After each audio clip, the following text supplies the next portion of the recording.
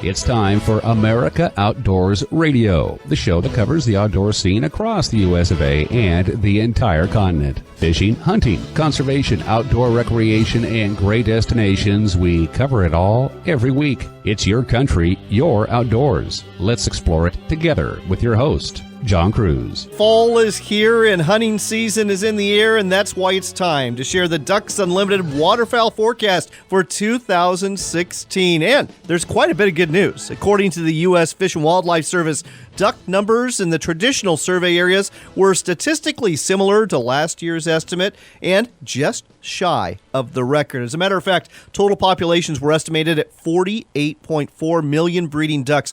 That's 38% above the 1955 to 2015 average. With the exception of northern pintails, populations of the 10 most abundant duck species were at or above their long-term averages. In addition, the projected mallard fall flight index is 13.5 million birds, which is pretty much unchanged from last year. On the Pacific Flyway, the breeding grounds in Alberta saw a drop in production, but numbers are still 17% above the long-term average. Better news is found further north in the boreal forest of northern Alberta, northeastern British Columbia, and the Northwest Territories, where the abundance of breeding ducks increased 22% in 2016. That's, get this, 93% above the long-term average. In Alaska and the Yukon, breeding ducks were up 28% this year and are 17% above the long-term average. This means that when the northerns come down into the western United States, the hunting should be very good this year. As for the local duck populations in the western U.S., that's more of a mixed bag. Much needed precipitation improved wetland conditions in parts of the region, but habitats continue to suffer the effects of sustained drought in many areas. In California, total ducks were up 30% compared to last year, but still are 27% below the long-term average. In Oregon and Washington, duck populations were down 24% and 37% respectively, despite some improvements in wetland conditions. So, might be kind of a rough opener out here in the West. We don't have specific numbers for our listeners in Tennessee, but the numbers are up for most of the breeding grounds in the Mississippi Flyway, where duck numbers are 15% above the long-term average in Manitoba and a whopping 25% above the long-term average in Minnesota. Looks like it's going to be a very good winter to be a duck hunter. So, what do we have for you this week on the show? Well, we'll be talking about duck hunting and duck decoys with Dario Levantini. He's the owner of the Auto Jerk Decoy System in California, an ingenious device you're going to want to hear about. We'll also tell you about an incredibly small and light knife sharpener you'll want to carry with you in the field. It's called the Speedy Sharp. Once you skin that deer and butcher it, you'll probably put a portion of that meat in the freezer. Hank Shaw, the author of a great new cooking book called Buck Moose, will share some do's and don'ts when it comes to storing game in the freezer so it tastes great when you take it out to eat. Let's not forget fishing either. Late September and October is a great time to be bass fishing, and a lot of waters empty out this year because a lot of anglers are hunting instead. FLW tournament angler Nick Wood joins us from Northern California to share some tips about what to use fishing for bass this autumn, and also share some great waters in the western U.S. you ought to be dropping a line in this fall. In addition to this, we'll share the 2016 pheasant hunting forecast with you later in the hour, as well as a quail hunting forecast for our Tennessee listeners and a ptarmigan hunting forecast for our Anchorage listeners. And finally, only in Texas will you find a place where you can hunt hogs and white-tailed deer or exotic big game animals, pet free-ranging giraffes, and drive and shoot World War II era tanks. That's right. It's called the Ox Hunting Ranch and Drive Tanks, and you're not going to believe this when we tell you about it later this hour. But before we get any further into this, let's talk venison. Next up on America Outdoors Radio, we're talking to Hank Shaw. He is the author of a brand new book called Buck Moose, Recipes and Techniques for Cooking Deer, Elk, Antelope, Moose, and Other Antlered Things. Hank, welcome to the show. Hey, thank you for having me. Hank, I thought we'd spend some time talking about do's and don'ts when it comes to game meat in the freezer. And I know a lot of us, myself included, have had some game meat in the freezer maybe a little bit too long. How long can you keep something in the freezer if it's vacuum packed? If it's vacuum packed, virtually until the second coming. I had a 2.5-year-old hunk of antelope once that was buried in my box freezer, and it had not broken seal. So I thought it out, and I don't know if it's going to be any good. Perfectly fine. I mean, if you think about it, there are those scientists who were up in the Arctic, and they thawed out that woolly mammoth, Right. and they ate the woolly mammoth, and it was, they said it was a little freezer burn, but otherwise fine. So it's not going to hurt you. It might lose a little bit of quality, though. So let's talk about the way most people have their meat. They're either put in a couple Ziploc bags and thrown it in the freezer, or, they're put in a wax paper and then wrapping it in paper. How long is it going to last in that sort of situation? So I really never, ever, ever recommend the Ziploc bag method, because you're talking freezer burn in a matter of weeks, not even months. Right. The traditional butcher paper method, that method works pretty well. It's been tried and tested for many, many years. And it's still not quite as good. It allows a lot of air in. So this is a reason why you talk a lot about trimming every bit of venison fat off your deer, elk, because there is enough contact with the very cold, dry air in butcher paper that will cause freezer burn in anywhere from 9 months to a year. So, if you have a nice piece of, say, backstrap with no fat on it, and Sure. it's perfectly nicely done, you could last a year with butcher paper. Okay. So let's say we get that venison out. There's a little bit of freezer burn on there. How do you deal with that? What's the best way to deal with it? Trim it off. I mean, that's the easiest way. I mean, if it's horribly freezer burned, what you might want to do is think, I know there's a good piece of meat in there somewhere, but I'm going to have to slice off a whole bunch of freezer burn stuff to get to it. So rather than waste all of the freezer burn stuff, I end up throwing it in a pan with some oil and roasting it until it's nice and super crispy brown, and then using that as a base for a very quick broth to cook rice or pasta or something like that. Very clever. Now, you've got a really cool tip in your book here, How to Thaw Meat Fast, and it's completely counterintuitive. Tell our listeners, if they're in a hurry to get some meat thawed, how they can do it. Well, the easiest way is if you have your meat vacuum sealed. If it's vacuum sealed, then it's in a bag. It's not going to get wet.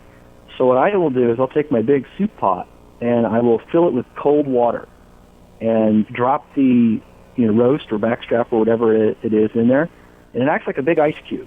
And so the same reason that ice melts in your drink is the same reason why your meat is going to thaw very quickly. I know, it sounds counterintuitive to use cold water, but here's the thing. With cold water, you're still going to thaw the meat, but you're not going to heat it. So you end up not having an outer edge of that meat that is slightly cooked, or that could be bacterially active. You want to keep things refrigerated even though they're sitting on the counter. So if you have warm water and an ice cube in it, that's no good. But it's the same. I mean, have you fallen into a cold lake? Oh, yes. And you know how quickly it sucks the heat out of you? Oh, yes. It is the exact same thing. Ah, all right. One last thing before we go here, and this is a sin I have committed myself, where I've taken some meat out, put it in the fridge, unthawed it, and then for whatever reason plans change, and I want to put it back in the freezer. I understand now that's a big no-no, isn't it? Well, I mean, it probably won't hurt you from a food safety standpoint, although there is some bacterial risk. The biggest thing, though, is every time you freeze and thaw meat, you lose moisture in that meat. So freezing freezes all the liquid that, and you and I and all other animals are about 80% liquid. It freezes all of that. And as you know, ice is bigger than water, so it expands. So expanding breaks all those cell tissues. So when it thaws, all of that liquid comes out. It looks like blood, but it's not.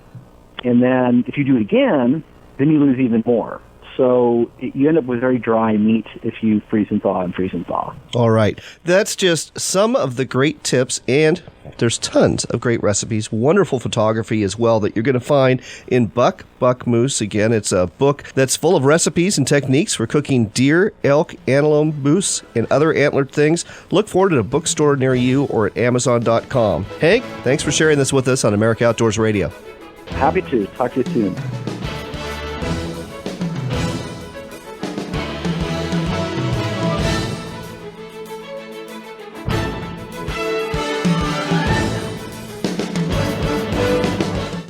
Head to Texas to hunt game at Ox Ranch. That's where you'll find thousands of animals, both native and exotic, that you can hunt. If you prefer not to hunt, that's okay. Feed our free-ranging giraffes. Strap on your helmet and drive a tank instead. Ox Ranch is also the home of Drive Tanks, where you can drive and shoot real World War II tanks like the Sherman tank featured in the movie Fury. We've also got artillery, mortars, and machine guns to fire, as well as flamethrowers. Find out more about Ox Ranch and Drive Tanks at drivetanks.com.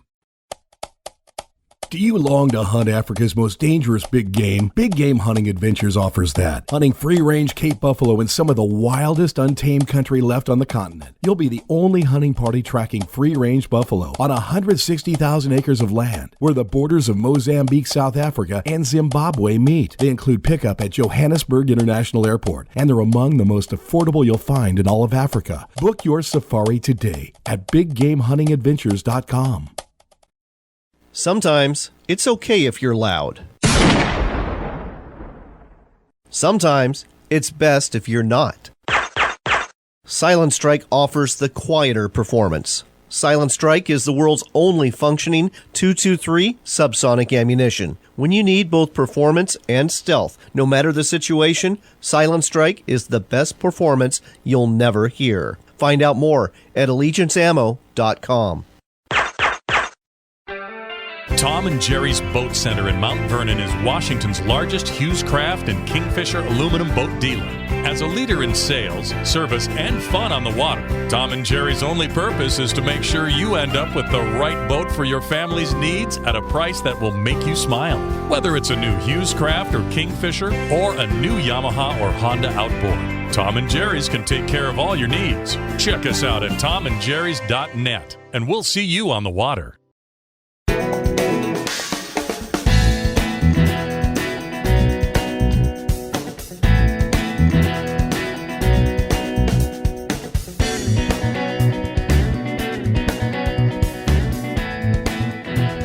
Welcome back to America Outdoors Radio. I'm John Cruz. This portion of the show is brought to you by California Sportsman Magazine. It's the monthly publication covering the hunting and fishing scene throughout the great state of California. Look for it at a newsstand near you. Speaking of California, we're talking with Dario Levantini from Lodi, California. He is the owner of the Auto Jerk decoy system that duck hunters are going to love. Dario, welcome to the show. Yeah, thank you. How you doing? I'm doing great. You know, I thought with duck season here, the youth seasons are already opening up throughout a lot of the United States. Teal season's been going on, and now the big season starts in October, that we ought to talk about duck decoys and just some of the basics here. And I guess I'm going to start off with size. You know, to life size versus magnums. What do you prefer and why?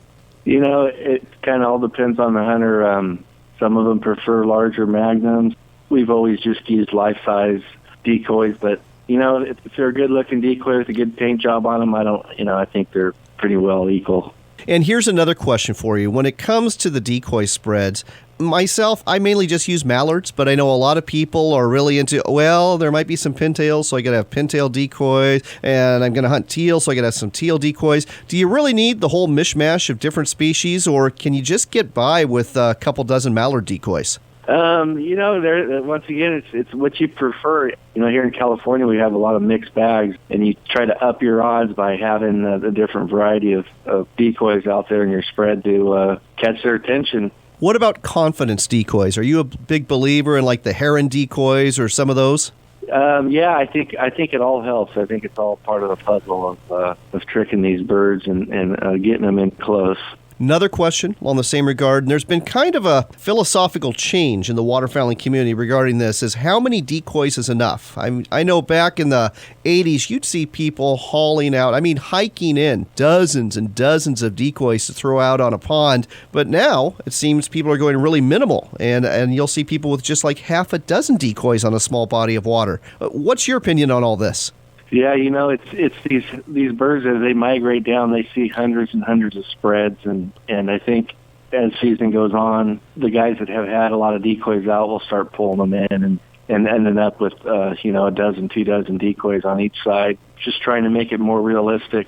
Again, You got to fool these birds that are getting wiser as they move south. And by the time they hit California, they're pretty savvy to what a duck hunter's got coming. So let's talk about one other thing. And it's not legal in all states. So folks, if you're listening in Washington, for example, what we're talking about next is not legal, but electronic decoys, whether they're the ones that have the Mojo spinning wings or a system like yours, the Auto Jerk decoy system. Is this really as big of a game changer as people say it is? Yeah, it's taken one of the oldest decoying methods out there, which is the jerk string, and it's automating it. So it's an effective system. You can get more or less movement out of it depending on how the birds are reacting or what the conditions are like. But it's just upping your odds by putting a little ripple on the water, and a little decoy movement, and making it look more realistic. Now, I have hunted with guides who will, manually pull one decoy out of the spread that's set up with a jerk string, and I've seen people use the Mojo system where they have one or two spinner decoys out there that are electronic. I've seen the wind ones too, but yours is unique. The Auto Jerk decoy system, you've got like the whole spread moving, don't you? Yeah, you can hook up to 12 decoys on one unit and put duck butts or skimmers. You just make it look realistic and get some movement throughout your spread and give you a better chance getting them in close. Have you been able to actually compare what you have versus, the non-moving decoys? I'm guessing just out in the field where somebody's at pond A, somebody's at pond B, and all things together, those ponds are equal, but you're drawing more birds because of the Auto Jerk decoy system? Yeah, you're always looking for that extra edge, and with any other decoy system, everything's got to be right. You got to have good cover. Your dog's got to be hit, good calling, know when to call, and you have to have the right movement out there. You can't have too much or too little, but it definitely will up your odds. There's no doubt about it on killing more birds and getting them in closer. Well, there you go, folks. Just another tool for the toolkit when it comes to duck hunting. The Auto Jerk decoy system. Check out the website. There's a great YouTube video that explains exactly how it works. You'll find that website at autojerkdecoysystem.com. Is your product available in sporting goods stores? We're in a select few. You can get it on our website at autojerkdecoysystem.com. That's the best way to do it. Again, folks, autojerkdecoysystem.com, the place to go to put some life into not one, but a whole bunch of your decoys. Dario, thanks for sharing this with us on America Outdoors Radio. Thank you. Well, we're going to change subjects here, and if you're like me, you probably own some knives, and you might use them for cleaning fish or cleaning game or all sorts of things when you're out in the field. And as for me, I'd like to tell you that I always keep that knife sharp. I do have some knife sharpeners at home, and I do try to make the time to keep them sharp. But we're going to talk to somebody, Wayne McGuay from Speedy Sharp, who's going to explain why you might want to bring a knife sharpener with you. Wayne, welcome to the show. Hi, John. Glad to be here. Thanks for having me on the show. My pleasure. So, Wayne, I'll be honest, I usually don't bring a knife sharpener with me because the ones that I own are, well, frankly, they're a little bit bulky, and I'm always trying to save on space and go as light as I can when I'm in the field. Why should people bring a knife sharpener with them, and why the Speedy Sharp? Well, a couple of reasons. Since hunting season's right around the corner, I know everybody's starting to plan their hunting trips and what to include in your backpack, because space and weight are limited. I mean, nobody wants to go into the field fully loaded with 40 pounds of stuff on them. I mean, my rifle alone weighs 9 pounds. Right. So you add in the water, food for the day, first aid kit, anything else, you're going to take binoculars or anything like that, and you're up already at 15 pounds or so, 20 pounds. So Speedy Sharp actually only weighs 1.5 ounces. Wow. It's a nice light tool. It's 4.5 inches long and 1.5 ounces. You won't even notice you have it. Carabiner in your pocket. So if you do usually take multiple knives in the field to be able to dress your game after you've completed your hunt, this way you only have to take one knife with you. And you can sharpen it in the field in just seconds. I mean, just a few swipes, and you're right back in the game cleaning your game. How'd you go about designing something so light and so small for folks to use out in the field? Well, the original owner of our company, give you a little background, our company's been in business since the 70s. Family-owned business. We're right in Meridian, Idaho. It's a small 100-person factory, family-owned and run. And the owner of the company, the original owner of our company, Jack Newberry, designed this tool to be able to take with them hunting, fishing, just something to have in your glove box, your toolbox, your fishing box, or in your backpack. So it's designed to be light, and it's made with steel handle, 4.5 inches long, about an 1/8 inch wide. The carbide itself is about 1/4 inch wide, 1 inch long. So it's nice and lightweight. I mean, it goes right on a carabiner. It's perfect to carry with you in the field. All right. Well, I think you've got me sold, and I think I'm going to start carrying a knife sharpener in the field, especially if it's one that's produced by Speedy Sharp. Let's give folks a website so they can take a look at this and find out more about it. Our website is speedysharp.com, or you can go to your local sporting goods stores and ask for them there. Easy enough. SpeedySharp.com is the website, or just ask for the Speedy Sharp at your local sporting goods retailer. Wayne, thanks for telling us all about this on America Outdoors Radio. Great. Thank you so much.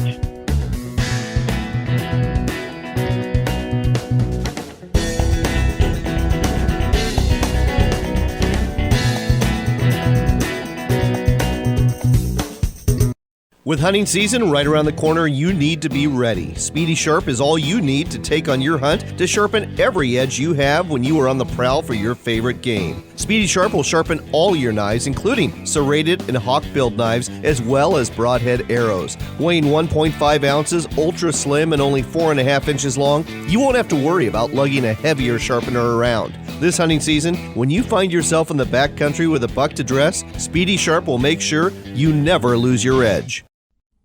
Log Cabin Sporting Goods is the only fully stocked sporting goods store on Prince of Wales Island in Alaska. Let Log Cabin outfit your next fishing, camping, or hunting expedition. We can supply you with every outdoor amenity imaginable. Melissa, John, and the crew are gearing up for a big end-of-year sales event. We're planning specials and great closeout deals happening now through Christmas. Search for Log Cabin Sporting Goods on Facebook and follow us there to check out the Facebook Friday deals. Log Cabin Sporting Goods.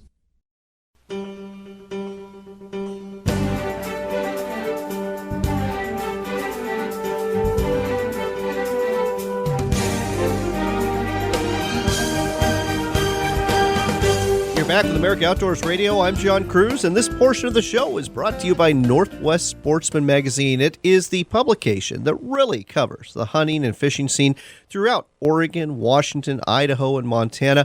Look for a copy at a newsstand near you, or go to the website, nwsportsmanmag.com. We are going to talk bass fishing. I know everybody's putting up their rods or getting out their bows, their rifles, their shotguns, but there's some good bass fishing to be had in late September and in the fall. And one person that knows that is tournament angler Nick Wood, who's based out of California. Nick, welcome to the show.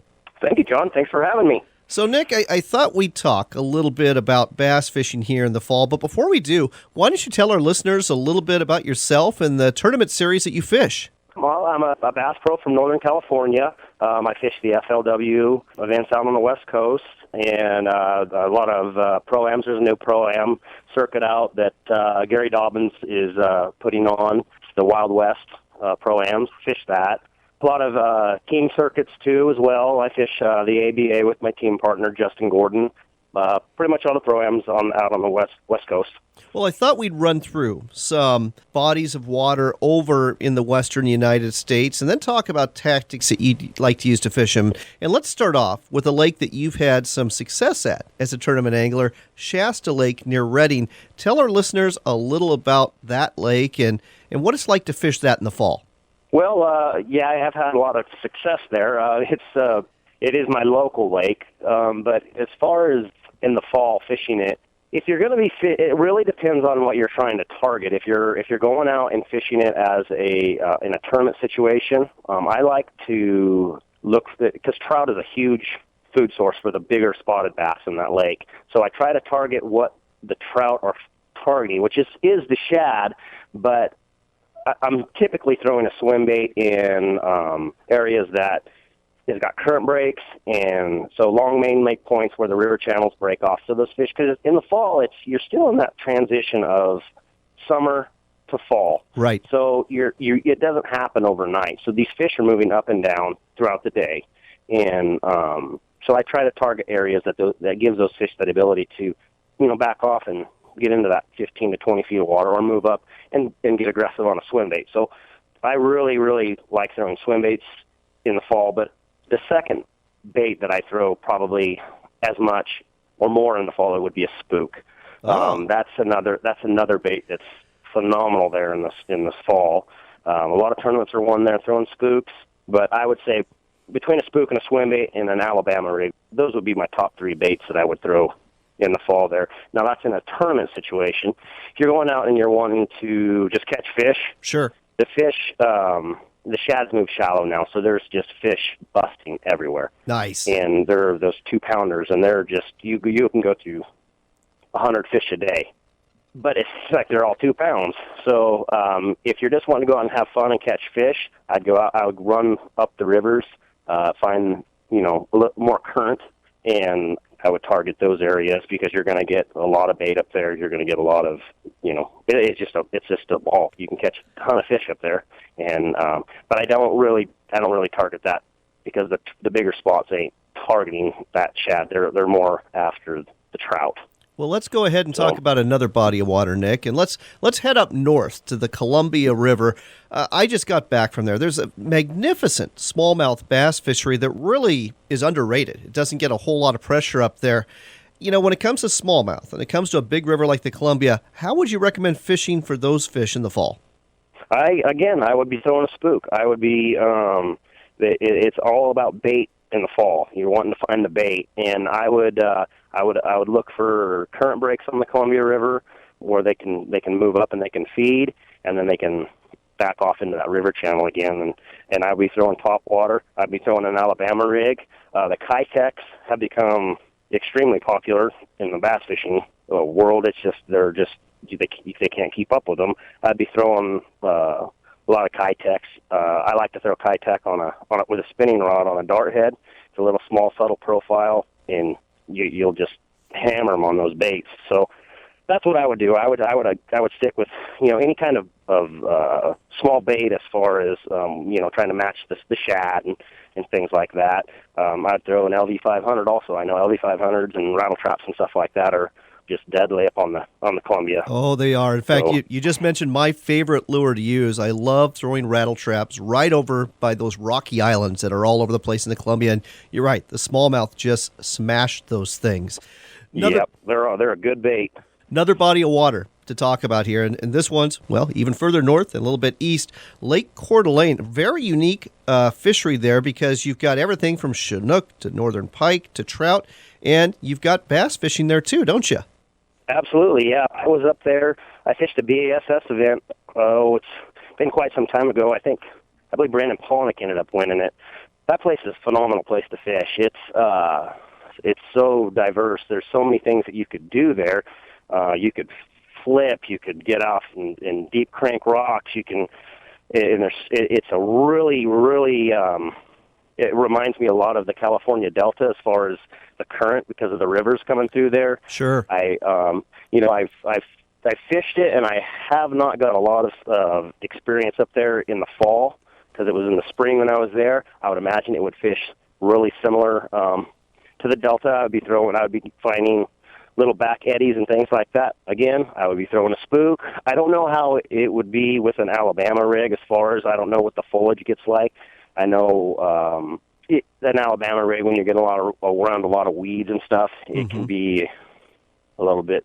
It's a tougher bait to fish. But I would definitely be throwing spooks. I would be looking for deep water, and of course the bait. That's so critical in the fall, is finding the bait. Sure. And for our listeners who don't know, why don't you explain what an Alabama rig is? Because this is fairly new and it's very effective.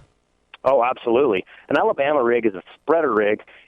In different states, there's regulations.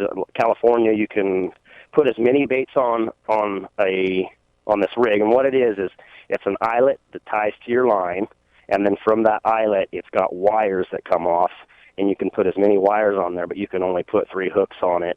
In California, you can put as many baits as you want. You can only put 3 hooks. I don't know what the regulations are as far as Oregon and Washington and all that, but it's basically, it was a striper. They were used it for fishing for striper, and it's just completely changed the bass fishing in the last 3 or 4 years. It's just completely It's a phenomenal bait. I've seen days that you just couldn't buy a bite, and then you go out there and throw that thing, and it was unreal what you could do with that bait. Last but not least, before we go, we got to talk about one of the top 3 bass lakes in the entire country, Clear Lake in Central California. Clear Lake in the fall is an extremely good lake to fish. The problem with Clear Lake in the fall is the pressure that it gets. There's so many TOCs. It's so much is happening at Clear Lake. What's a TOC, Nick? The TOC is the Tournament of Champions. Gotcha. It's the year-end, basically, of series like the ABA has. You have your tournaments throughout the year. They have 6 tournaments. At the end of the year, the guys, you have a championship, basically, and that's where all the different regions come together for one tournament, and you fish for a boat, and it's just a year-end championship of the different series and stuff. Nick, we got to go. But, folks, if you want to find out what's going on with Nick, just go ahead and Google Nick Wood, FLW Angler, and you'll find out a lot about him. And, Nick, just want to thank you for taking the time to go through these great western bass waters and give our listeners some ideas of tactics they can use this fall, whether they're fishing out west or whether they're fishing in Tennessee, to go ahead and get some bass in the boat. It's been great to have you on board. Thank you, John.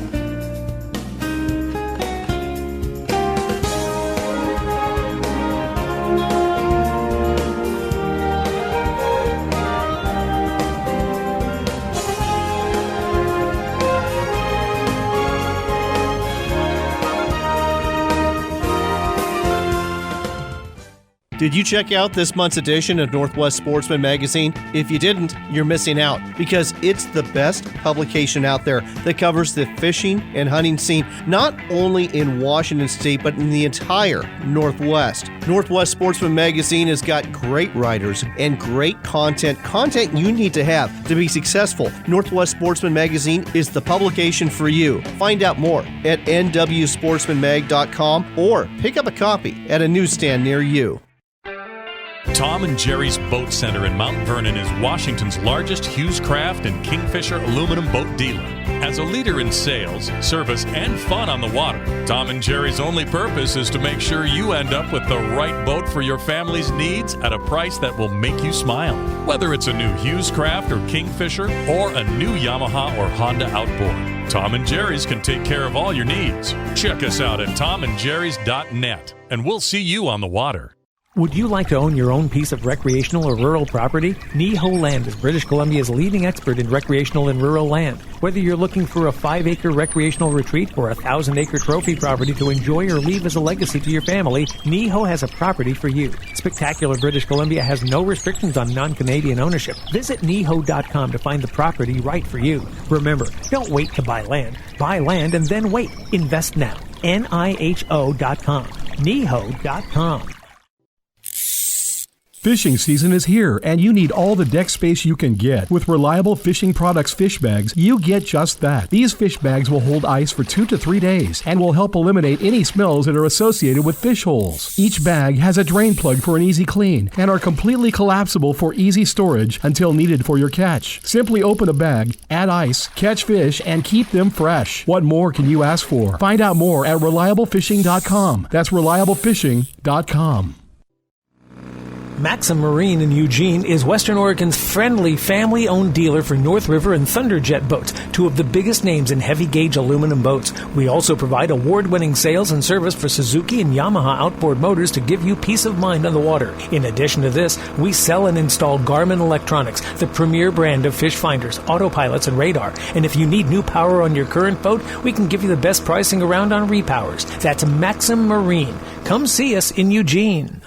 Frontier Tactical's Warlock multiple caliber system allows you to retrofit your AR-15 rifle to shoot up to 60 different calibers with the same upper and lower receiver. The Warlock is compatible with most off-the-shelf AR-15 components, which means you get to build your rifle the way you want to. Whether you're into predator hunting, hog hunting, deer hunting, or self-defense, the Warlock multiple caliber system lets you do it all. Find out more about this innovative, made in the USA product at frontiertactical.com. Head to Texas to hunt game at Ox Ranch. That's where you'll find thousands of animals, both native and exotic, that you can hunt. If you prefer not to hunt, that's okay. Feed our free-ranging giraffes. Strap on your helmet and drive a tank instead. Ox Ranch is also the home of drive tanks, where you can drive and shoot real World War II tanks like the Sherman tank featured in the movie Fury. We've also got artillery, mortars, and machine guns to fire, as well as flamethrowers. Find out more about Ox Ranch and drive tanks at drivetanks.com.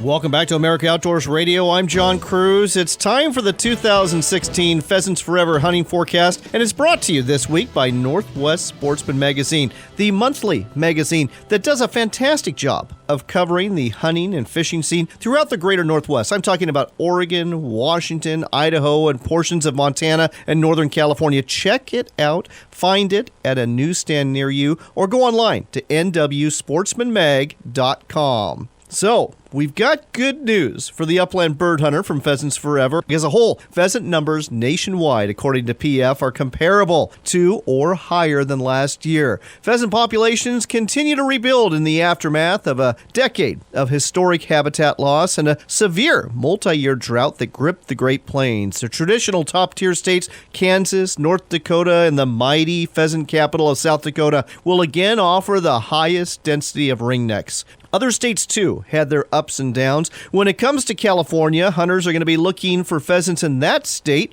in the north end of the state. Because, according to Matt Meshry, an upland game biologist for California Department of Fish and Game, the best wild pheasant populations currently occur in the Klamath Basin in the extreme north of the state. Pheasant numbers in the Central Valley remain low, but the birds have fared better in the north, like Sacramento Valley, than further south, like San Joaquin Valley. Heading north to Oregon, pheasant numbers are down 26% from last year and 5% below the 10-year average. Most of the decline was due to low counts in Malheur County, normally one of the state's best pheasant areas. Elsewhere, such as the Columbia Basin, pheasant numbers are similar to last year or even slightly better, so that could be an option for you. Moving to Washington State, mild spring weather, abundant insects, habitat improvement, and more should provide a slightly better pheasant season this year compared to recent years. Grant and Whitman counties in eastern Washington continue to produce the greatest numbers of pheasants. Based on last year's harvest data, the Snake River Basin, including Asotin, Columbia, Garfield, Walla Walla, and Whitman counties, saw the largest increase of pheasant harvest, primarily due to habitat enhancement work and increased public access. Moving to Idaho, generally favorable winter and spring weather gives pheasant hunters in the Gem State reason to be hopeful. In the Panhandle, pheasants are limited to the southern portion of the region and should exist in numbers similar to last year. In the Clearwater, hunters will probably see fewer pheasants than last year, but numbers are higher than the 10-year average, so don't despair. And finally, in the Southwest, a good population last year and favorable weather conditions should result in very good pheasant hunting this year. Finally, in Montana, ideal summer conditions have contributed to a high production of young pheasants,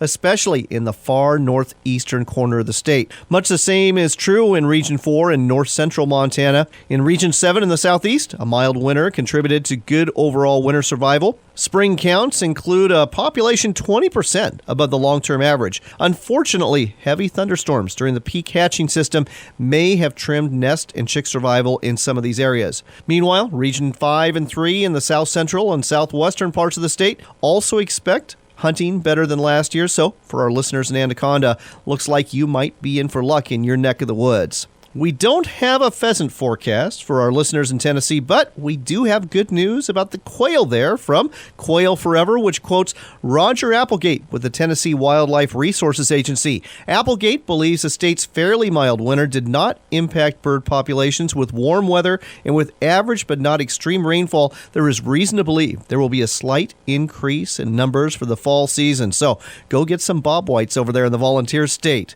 And you won't find any wild pheasant or quail in Alaska, but our listeners there do get to hunt for ptarmigan. If you live in the Anchorage area, Alaska Fish and Game suggests that ptarmigan hunters can get into good hunting south of Anchorage in the Kenai Mountains by driving south on the Seward Highway.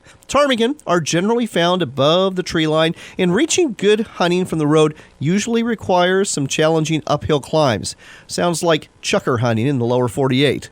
Area trail systems can provide easier access into ptarmigan country. For easy and often fast entry to good ptarmigan hunting, just book a float plane charter into one of the high country lakes out of the Kenai, Alaska, or Talkeetna ranges. And that is your pheasant, quail, and ptarmigan report for 2016. Next, we've got something really unique for you, and this can only take place in Texas. Think about this. 18,000 acre ranch where you can hunt for native species like hogs and white-tailed deer. You can hunt exotic species. You can go on photo safaris. You can pet the free-ranging giraffes, or you can drive and shoot a World War II era tank, maybe go ahead and shoot a flamethrower, shoot some artillery. It's all possible at the Ox Hunting Ranch, and with Drive Tanks. With us here to tell us more about this really different experience is Todd DiGidio. Todd, welcome to the show. Hey, thank you. Appreciate it. So we're going to take this in little bites here. There's a lot to eat. Ox Hunting Ranch. Let's start off with an overview of the ranch and the hunting operation that's going on there. Well, you hit the nail on the head. We have an 18,000 acre ranch with all kinds of exotics, super exotics. It probably is the best hunting anywhere in the world, quite honestly, but for sure in the United States, anywhere from elk to stag to you name it. We have over 30 species. There's species here I don't even know what they are. That's just amazing. So is this your choice of guided or unguided hunting? It is all guided hunting. We have guides that come with the packages, and they know where the animals generally are. This is a free range ranch. There's no pens. You don't go to a pen, find an animal and shoot it. It's 18,000 acres of free range animals. So and there's animals that we don't hunt here as well, like giraffes, things like that. That just free range, and you walk up to a giraffe and feed a giraffe carrots. It's a really amazing place. It sounds that way. And folks, if you're not a hunter and you're listening to the show, consider going there just to see the animals. And again, check out the giraffes. There's bass fishing as well. Lots of hiking opportunities. And I understand you've got some really unique accommodations and some really great food. Absolutely. We do have an award-winning chef, Cordon Bleu chef. We also have our cabins, our actual turn-of-the-century cabins with actual log cabins from colonial days that are rebuilt on premises. It's a very unique kind of settlement community with a beautiful lodge. The food is like top rate. There's no comparison. Now let's shift gears here and talk about your part of the operation, Drive Tanks, where people actually can come and have the opportunity to drive a Sherman tank from World War II, a T-34 tank, a Soviet tank from World War II, and more modern Cold War tanks as well. This is something I've never heard of before. Well, that's probably because it's not been done really to this extent before. This is a one-of-a-kind military adventure located here at DriveTanks.com. We're right in the heart of Ox Ranch. We do everything from being able to drive these vehicles to actually shoot these vehicles. Let's shoot an actual Sherman tank with not a puff load, an actual load that would be an anti-tank load from World War II with an actual round. And it's just very unique. We wanted to give people to learn about military history as well as be able to actually live it. Well, I'll tell you what, folks, if you ever saw the movie Fury, this is the same type of tank that's in there, the Sherman tank, and that would be an incredibly cool once-in-a-lifetime experience. But it goes beyond that. You've got artillery pieces, you've got mortars, people can fire machine guns, and even fire off a flamethrower. Is that right? No, that's correct. The flamethrower is actually one of our favorites. It's actually a Vietnam-era flamethrower, and it really, when we say the range is hot, when we go with that one, it really gets hot. It's a really unique piece of equipment. So is our artillery. Artillery, there's no place you can really just go and say, hey, I want to shoot a 105 howitzer, or I want to shoot a World War II PaK-40 anti-tank German gun, which is the only one that you can fire in the world. So wow. It's a very unique situation that we've tried to develop here. All right, we have got to go, Todd. But again, folks, if you're looking for a truly once-in-a-lifetime and unique experience, consider a trip to the Ox Hunting Ranch. The website's simple, oxhuntingranch.com. You got to check out Drive Tanks too. That website is drivetanks.com. Think about it. You can go hunting for all sorts of species. You can go ahead and drive a tank. You can shoot a tank. You can flame on a flamethrower. You can do it all on 18,000 acres of ranch land in the hills of Texas. The website's one more time, oxhuntingranch.com and drivetanks.com. That's oxhuntingranch.com and drivetanks.com. Todd, thanks for telling us all about this on America Outdoors Radio. Yeah, thanks for having me. We hope you enjoyed this week's broadcast. It certainly covered a lot of ground in a lot of places. If you get a chance, go to our website at AmericaOutdoorsRadio.com. In case you missed last week's show, we've got it there for you on the front page as a podcast. Don't forget to tune in to WRVO Radio. That's the internet station that we broadcast on. We're one of 30-plus outdoors programs that you'll find at RenoViolaOutdoors.com. As usual, we hope that you'll support our sponsors, the publishers of 4 great monthly outdoors magazines that include Northwest Sportsman Magazine, California Sportsman Magazine, the Alaska Sporting Journal, and the American Shooting Journal. Look for them at a newsstand near you. Here's hoping the good Lord's going to bless you today and in the days ahead. Between hunting and fishing, there is a lot going on out there this fall, and I hope you'll get out for your fair share of both. Remember, it's your country and your outdoors.